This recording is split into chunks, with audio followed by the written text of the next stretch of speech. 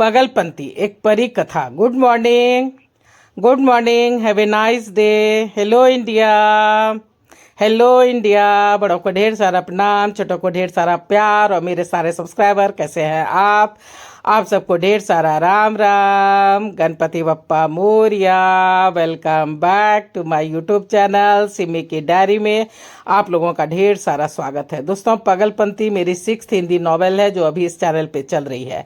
ये एक काल्पनिक परिकथा है। इसका 7 एपिसोड मैं आप लोगों के समक्ष रख चुकी हूँ। आज इसके 8वें एपिसोड में मैं आप लोगों का तहे दिल से स्वागत करती हूँ। तो दोस्तों, अब तक आप लोगों ने देखा कि राजू की डेथ के कुछ महीने के बाद ही तुली की भी डेथ हो जाती है। मुकुंद ये सदमा सह नहीं पाता है और पागल हो जाता है।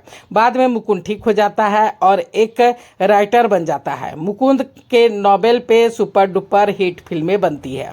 मुकुंद अब एक नामी जामी हस्ती बन जाता है। एक दिन मुकुंद किसी दिन की पार्टी से लौट रहा था कि लोग उसे घेर लेते हैं और सेल्फी और ऑटोग्राफ लेने लगते हैं। मुकुंद सेल्फी और ऑटोग्राफ देने में व्यस्त था कि एक आवाज सुन करके चौंक पड़ता है। 3 दिन से भूखी हूँ, कुछ पैसे दे दो माई बाप। वो भिखारन मुकुंद के बचपन की दोस्त तमन्ना है। वो मुकुंद के साथ उसके घर आना तो नहीं चाहती थी, पर मुकुंद उसे जबरदस्ती अपने घर ले आता है। मीडिया मुकुंद को बहुत ही परेशान करती है। सबों से निपटने के बाद, खाना खाने के बाद, मुकुंद तमन्ना से कहता है कि तुम आराम करो, ये बुक पढ़ो, तब तक मैं एक मीटिंग अटेंड करके आता हूँ। यहाँ तक मैं आप लोगों के समक्ष रख चुकी हूँ। अब आगे तो चलिए 8 एपिसोड में मैं आप लोगों का तहे दिल से स्वागत करती हूँ। मुकुंद ने तमन्ना ने पूरा नॉवेल पढ़ लिया था। उसका रोते रोते बुरा हाल था। इतने कष्ट उठाए इसने, लोक परलोक की बातें, ये अंतरिक्ष यान, क्या ये सही है? यह सचमुच मुकुंद पागल हो गया है, इसलिए ऐसा लिखा है उसने। पर अभी तो वो बिल्कुल नॉर्मल लगता है। ये राइटर लोग वैसे ही कल्पना लोक में जीते हैं, पता नहीं क्या क्या इमेजिनेशन करते रहते हैं। तमन्ना को आए 1 महीने बीत गए थे। मुकुंद की लिखी सारी नॉवेल और उस पर बनी सारी फिल्में वो देख चुकी थी। दोनों इकट्ठे हंसते बोलते खाते घूमते दिन कट रहा था कि एक दिन मुकुंद बोलता है, चलो कल हम शादी कर लेते हैं। क्या शादी? और वो भी तुमसे? पागल हो गए हो क्या? हाँ, पागल तो हूँ। फिर दोनों हंस पड़ते हैं। हाँ हाँ ठीक है, पर इतना पागल भी मत बनो, तमन्ना ने कहा। शादी, और वो भी मुझसे? मेरी 2 शादी हो चुकी है। मैं तुम्हारे काबिल अब नहीं रही। ऊपर से अगर मैं सचमुच में बांझ हुई तो क्या मिलेगा तुम्हें मुझसे शादी करके? मानती हूँ बहुत प्यार करती थी मैं तुमसे, आज भी करती हूँ, पर अब शादी नहीं कर सकती। शायद हम दोनों की शादी अब संभव ही नहीं है। मुकुंद बोलता है, पर क्यों? तुम्हारी माँ और मेरी माँ पक्की सहेली थी। दोनों की यही मर्जी थी कि हमारी आपस में शादी हो जाए। मैंने माँ का दिल दुखाया, उनकी मौत का कारण बना। अब तुमसे शादी करके उसकी आत्मा को थोड़ा सुकून देना चाहता हूँ। वो जहाँ भी रहे खुश रहे, बस यही एक इच्छा है। मैं उनकी ये इच्छा पूरी कर दूँ तो वो खुश रहेंगी। पर तुम तो कुमारे हो और मैं। तमन्ना बोलते बोलते रुक गई। तो क्या हुआ? मुकुंद बोलता है कि तो क्या हुआ, अब ये सब बातें कोई मायने नहीं रखती। मुकुंद हंस पड़ा और बोला कि मेरी पागलपंती को पूरा नहीं पढ़ा है क्या? मेरी जिंदगी में भी लड़कियां आई है और गई है। मतलब समझ रही हो कि मैं भी लिविंग रिलेशनशिप में रह चुका हूँ। उस अनसुईया के कारण ही तो बर्बाद हुआ हूँ। तुम्हें नहीं पता? सब कुछ तो लिखा है उसमें। सब कुछ लूट गया मेरा उस अनसुईया के कारण। मेरी माँ, मेरी बहन, मेरा घर, मेरा इज्जत शोहरत धन दौलत, हर कुछ उसी के कारण ही तो खोया है मैंने। कभी माफ़ नहीं करूँगा मैं उस अनसुईया की बच्ची को। मुकुंद बोलते बोलते तैस में आ गया। मुकुंद गुस्सा से आग बबूला हो उठा था। तमन्ना घबरा गई, बोली, अच्छा ठीक है, गुस्सा मत करो, कुछ सोचने का वक्त तो दो मुझे। तमन्ना ने किसी तरह से बात संभाली और बात आई गई हो गई, पर मुकुंद रोज जिद पे अड़ा रहा। रोज एक ही बात को दोहराते जा रहा था और फिर वही हुआ। 1 महीने के बाद ही मुकुंद से तमन्ना को शादी करनी पड़ी। 1 महीने के बाद ही मुकुंद और तमन्ना ने शादी कर ली थी। मुकुंद ने एक शानदार पार्टी दी थी। मीडिया वाले भी इनवाइटेड थे।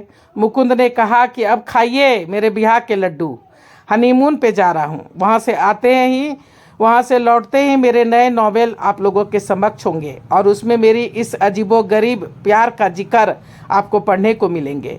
और उस नॉवेल का शीर्षक होगा हमारा मिलन हमारी जुदाई। वाह! मॉल तालियों से गूंज उठा था। पूरे 1 महीने देश विदेश की सैर करके हनीमून से दोनों मुकुंद और तमन्ना वापस मुंबई आ गए थे। दिन फिर से बीतते जा रहे थे। समय ने अपनी रफ्तार पकड़ ली थी कि एक दिन रात में क्या सोच रहे हो? आज परी माँ की बहुत याद आ रही है मुझे। मतलब? तमन्ना अकबका गई। वो कहानी सच्ची है तन्नू? क्या? हाँ, लोग मुझे पागल समझते हैं, मेरी कहानी को मेरी पागलपंती का नाम दिया है, पर यह सच है। मैं पूरे 1 महीने लोक परलोक का भ्रमण कर आ चुका हूँ, परी माँ से भी मिल चुका हूँ। तुम्हें विश्वास नहीं है तो उस पुराने शहर के हॉस्पिटल में जा कर के पूछताछ कर सकती हो। पहले माँ और बाद में मैं वहाँ एडमिट हुआ था। दोनों के आंखों से आज नींद ओझल थी। दोनों बात करने में मशगूल थे कि अचानक ये कैसी आवाज़ है? तमन्ना बोल रही थी। तमन्ना बोल पड़ी, शायद कोई प्लेन आसपास हो। मुकुंद का दिमाग ठनका, नहीं तन्नू, मेरी परी माँ ने सुन ली है। बाहर स्पेसशिप आई होगी हमें लेने। चलो चलो बाहर चलो, जल्दी करो। क्या? हाँ। दोनों बाहर आए। सचमुच उसके लॉन के ऊपर एक बड़ी सी स्पेसशिप खड़ी थी। तमन्ना आश्चर्य से देख रही थी, कुछ समझती कुछ कहती। उसके पहले ही स्पेसशिप ने इस दोनों को लेकर के स्पेसशिप लुप्त हो चुकी थी। दोनों की बेहोशी टूटी तो वो परीलोक में थे। परी माँ मुझे माफ़ कर दो परी माँ। कैसे हो मुकुंद? अच्छा नहीं हूँ माँ। मैंने आपकी बातें नहीं मानी, उस पर भरोसा नहीं किया। मैंने अपनी मम्मी और दीदी को खो दिया है परी माँ। मुझे उनसे मिलना है। वो किस लोक में है? प्लीज़ मुझे वहाँ भेज दो परी माँ, प्लीज़ मुझे वहाँ भेज दो परी माँ। एक बार वहाँ जा करके उनसे मिलना चाहता हूँ, उनसे माफ़ी मांगना चाहता हूँ। मुकुंद फूट फूट के रो रहा था। तमन्ना को ऐसा लग रहा था कि मानो वो कोई सपना देख रही हो। बस बस, कितना रोएगा? तुमने अपनी गलती की पूरी सजा काट ली है मुकुंद। पश्चाताप के आंसू से खुद को साफ कर कुंदन बना लिया है। वो दोनों यही हैं, परीलोक में। परी माँ ने कहा। मुकुंद खुश होता हुआ बोला, यही है? कहाँ? यहाँ तुम्हारे पीछे बेटा। अचानक अपनी माँ की आवाज़ सुन करके मुकुंद चौंका। माँ, दीदी, मुझे माफ़ कर दो।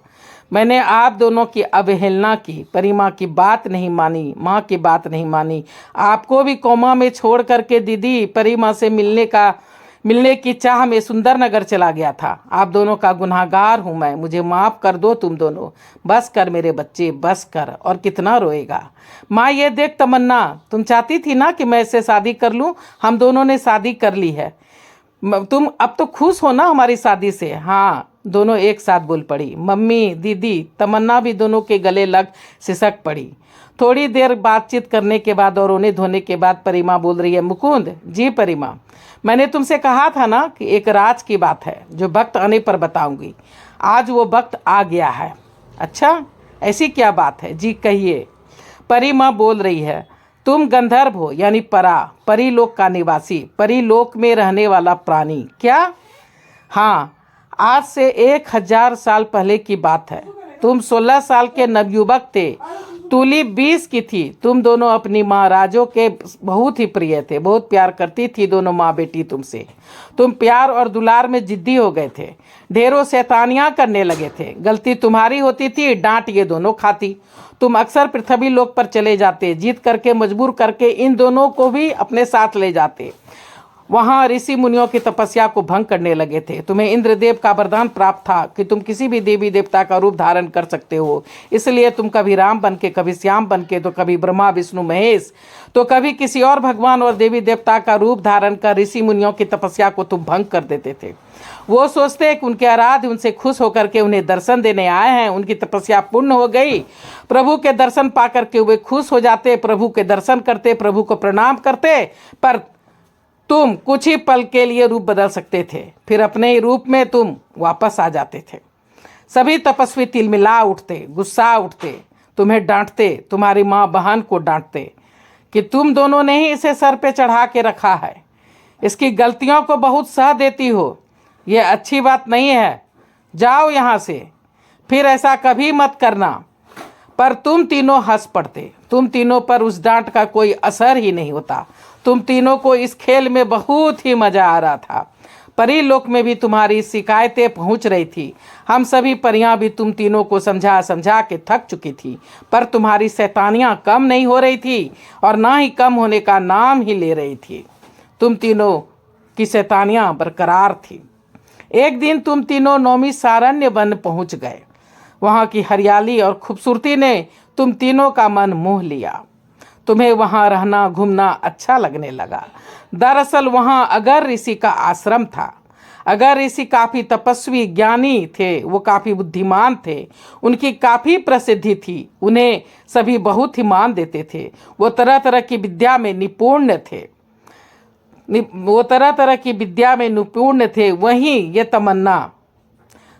तमन्ना उनकी पत्नी थी।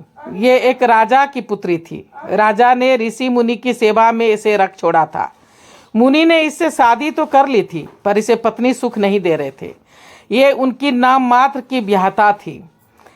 कहाँ ये जवान खूबसूरत अल्हड़, कहाँ वो बूढ़ा तपस्वी। ये तुझ पे मोहित हो गई थी। ये तुम्हें छुप छुप कर देखती, तुमसे बातें करने को ललायित रहती। तुम तीनों को वो वन काफ़ी भा गया था। अब तुम तीनों वहाँ अक्सर जाते, घूमते फिरते, खेलते कूदते। ये ऋषि पत्नी तुमसे शादी करने को इच्छुक हो गई थी। इसके मन में हवस वासना की ज्वाला जल उठी थी। जब अब इसका मन बागी हो उठा था। तपस्वी की सेवा में इसका मन बिल्कुल नहीं लग रहा था। उससे बार बार भूल हो रही थी। उससे कभी माला बनाना भूल जाती, कभी खाना बनाना भूल जाती, तो कभी कुटिया साफ करना भूल जाती। वो घंटों नदी किनारे बैठ कर के तुम्हारे बारे में ही सोचा करती। जब कभी भी जल भरने के लिए समुद्र के किनारे, नदी के किनारे ये जाती, तो ये वहीं बैठी रहती और तुम्हारे बारे में ही घंटों सोचते रहती कि कैसे तुमसे मिले। अभी तक तुम्हारी नज़र अगर ऋषि पर नहीं पड़ी थी। दरअसल अगर ऋषि काफ़ी बड़े तपस्वी थे। उनके तप का ऐसा असर था कि जब वो पूजा पाठ करके ध्यान लगाते थे तो वो अदृश्य हो जाते थे, उन्हें कोई देख नहीं पाता था। और इतना ही नहीं, वो जब ध्यान लगाते थे तो वो बहुत ही खूबसूरत ऋषि में बदल जाते थे। एक दिन वो जैसे ही ध्यान में बैठने ही वाले थे कि तुम उनके आराध्य भगवान विष्णु का रूप धर के उसके समक्ष आ गए थे। तुमने कहा, कहो वत्स, क्या चाहिए? अगर ऋषि ने आंखें मूंदी और सारी बातें तुरंत ही ज्ञात कर ली कि तुम कौन हो। तो तुम परा हो एक गंधर्व परी सुवर्णा का बेटा मौर्य। क्यों जी? तुम घबरा गए और फौरन अपने रूप में आ गए। पर ऋषि मुनि का गुस्सा जाग उठा था। ऋषि मुनि काफी क्रोधित हो उठे थे। अगर ऋषि ने कहा कि बहुत शौक है ना तुम्हें धरती पे आने का, यहाँ के लोगों को सताने का, खासकर ऋषि मुनि की तपस्या को भंग करने का, क्यों? और तुम दोनों इसकी माँ और बहन नहीं, दुश्मन हो दुश्मन। इतना प्यार और ममता जो कि बच्चे पर अंकुश ना लगा सके, उसे सही राह ना दिखा सके, ये गुण नहीं होता, ये अवगुण है, अवगुण। ये ममता नहीं है तुम दोनों की, ये ममता की तौहीन है, ये ममता की तौहीन है। आज से तुम तीनों को मैं श्राप देता हूँ कि 101 बार मनुष्य रूप में जन्म लोगे। और बहुत प्यार करती हो ना तुम दोनों इससे। हर जन्म ये प्यार और ममता ही जान लेगा तुम दोनों की जान इसमें कैद रहेगी। जब कभी ये तुम दोनों का अपमान करेगा, तुम्हारा तिरस्कार करेगा, तुम्हें रुलाएगा, तुम्हें तड़पाएगा, तब तुम्हारी भूल तुम्हें नजर आएगी और तब तुम्हें अपनी गलती का एहसास होगा। बहुत सर चढ़ा रखा है ना इसे। अब हर जन्म ये ही तुम दोनों के मौत का कारण बनेगा। तब तुम दोनों की आंखें खुलेगी। ये मैं श्राप देता हूँ। तो चलिए दोस्तों, पगलपंती का 8 एपिसोड मैं यहीं पे समाप्त करती हूँ। अगला एपिसोड लेके फिर जल्दी मैं आप लोगों की सेवा में हाजिर हो जाऊंगी। प्लीज़ मुझे कॉपरेट कीजिए, सपोर्ट कीजिए। सब्सक्राइब करने में आपके कोई पैसे नहीं लगते दोस्तों, तो प्लीज़ मेरे चैनल को सब्सक्राइब कीजिए। मेरे चैनल डेट पड़ गए हैं। प्लीज़ सब्सक्राइब कीजिए, लाइक कीजिए, शेयर कीजिए, कमेंट्स कीजिए और बेल का बटन दबाना मत भूलिएगा, क्योंकि बेल का बटन दबाने से आप लोगों को नोटिफिकेशन मिल सकेंगे। जब जब मैं वीडियो डालूंगी तो आप लोगों को नोटिफिकेशन मिलेंगे। अब मैं अपनी वाणी को यहीं पे विराम देना चाहती हूँ। जय भोलेनाथ, हर हर महादेव। और आप लोगों का ढेर सारा थैंक्स कर रही हूँ, आप लोगों को अपना साथ बनाए रखने के लिए, सपोर्ट करने के लिए, सब्सक्राइब करने के लिए, लाइक करने के लिए, कमेंट्स करने के लिए। Thanks for everything, thanks for watching my video, thank you.